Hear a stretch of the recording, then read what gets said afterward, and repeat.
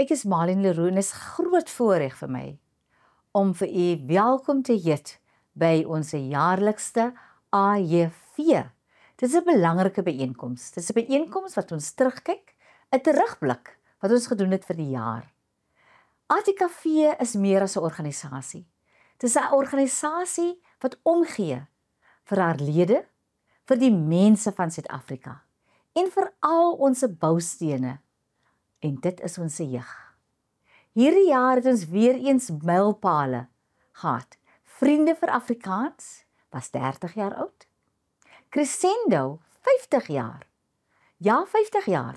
Almal wat so pragtig sing, wat in ons ore speel, wat op radio is, wat ons ikone is, het gegaan deur die hande van die Crescendo span.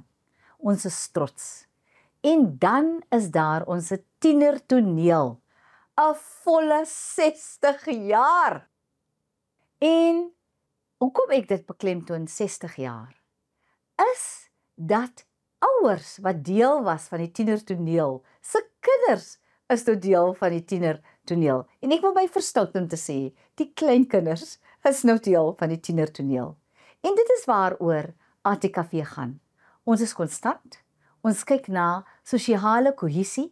Ons kyk na nasiebou. Ons praat ook oor hoe kyk ons na taal, kultuur en godsdiens. Ons is nie bang om kopskuive te maak nie, om te kyk na die toekoms van Suid-Afrika. Baie belangrik is om te sê baie dankie vir die administratiewe span van ATKV. Sonder hulle is ATKV absoluut niks. Baie dankie vir Skalk Silje, vir al die jare wat jy ingesit het. Dit was nie net 'n werk nie, dit was passie, die glo in ATKV.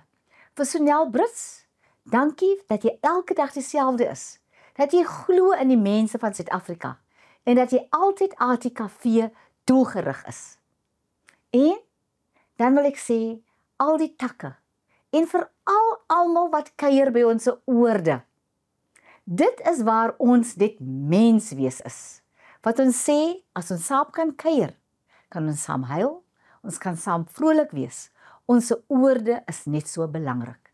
So, weer eens, ek is 'n trotse ATKV lid. So, laat ons kyk, weer eens 2025 tot 2026. Laat ons saam wees met ons land te bou. 'n Land van positiwiteit, maar dat ons deel wees van die gesprekke om ons land te bou deur ATKV.